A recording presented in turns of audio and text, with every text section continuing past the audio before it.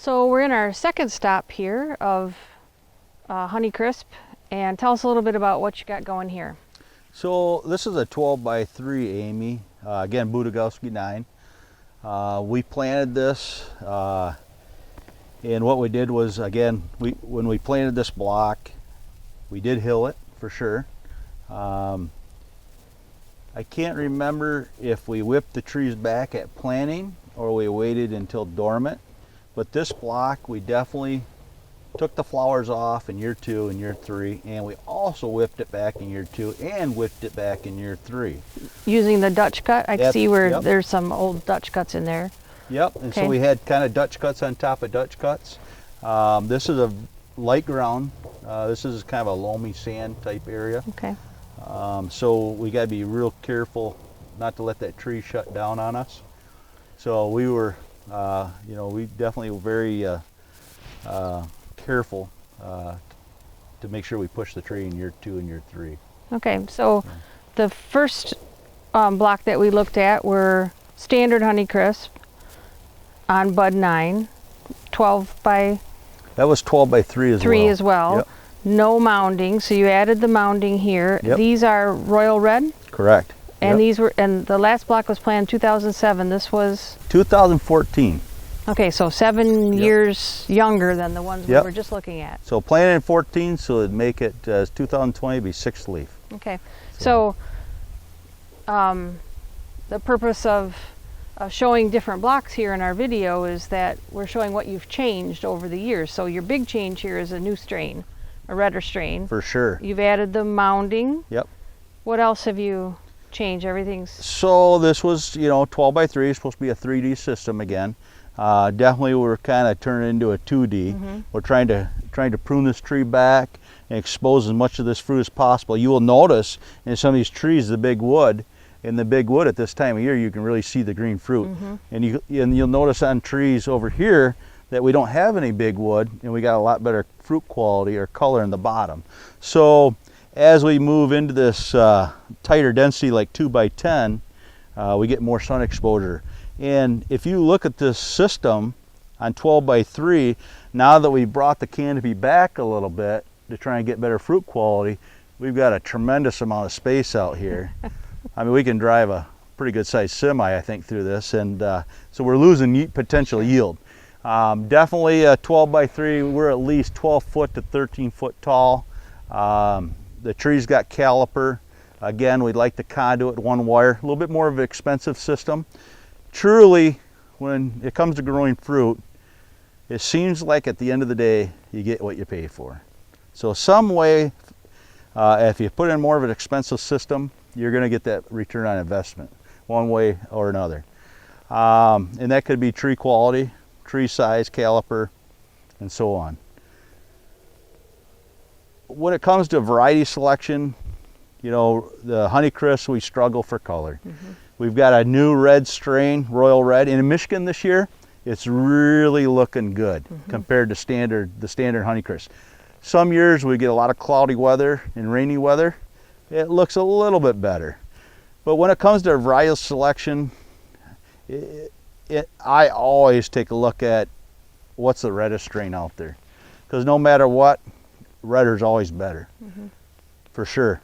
Because at the end of the day, I get paid on what comes off the end of that grater that goes into a fresh pack, and I don't get paid for green fruit as much. Sure. So. Right.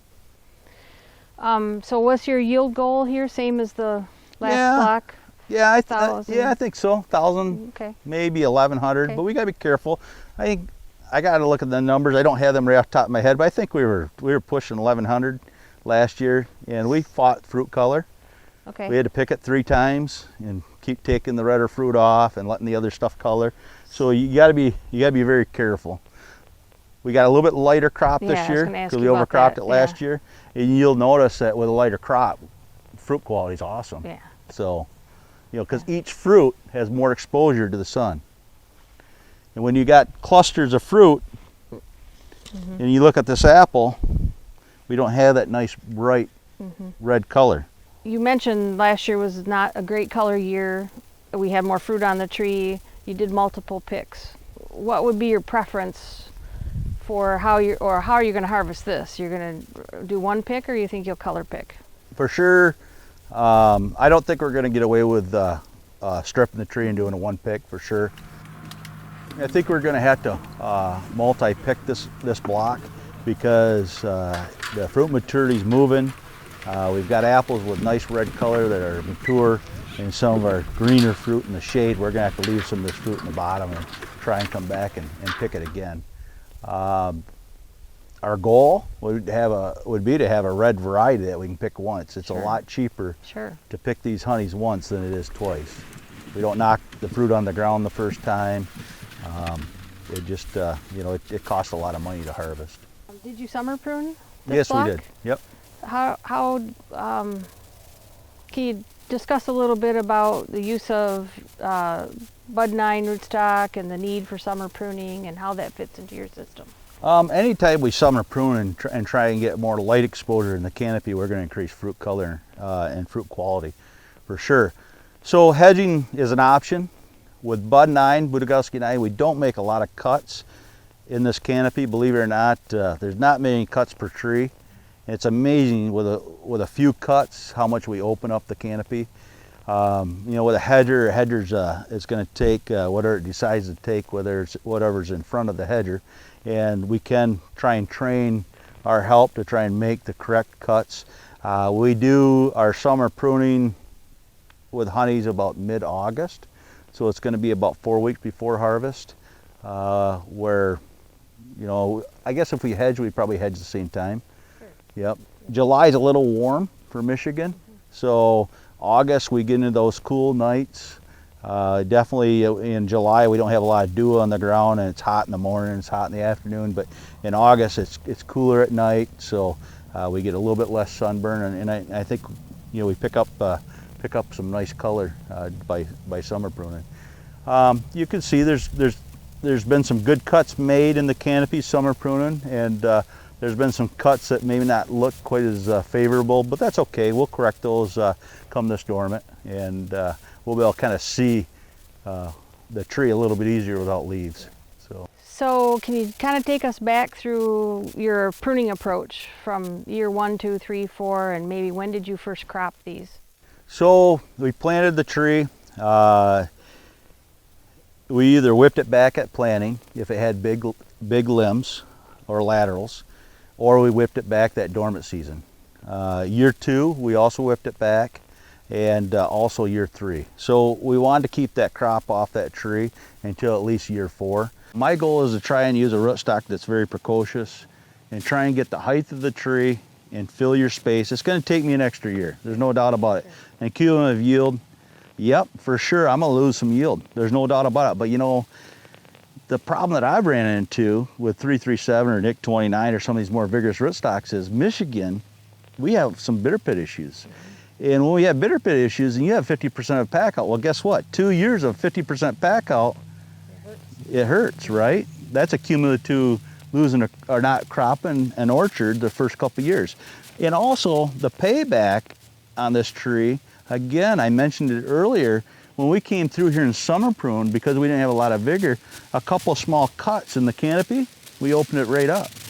And when we come in dormant, my guys that, you know, I talk to my guys often, and I'll tell you what, if I throw a 337 or Nick 29 in the ground on a Honeycrisp, they're gonna let me know, because they love bud 9 because it doesn't take much effort in the winter to prune.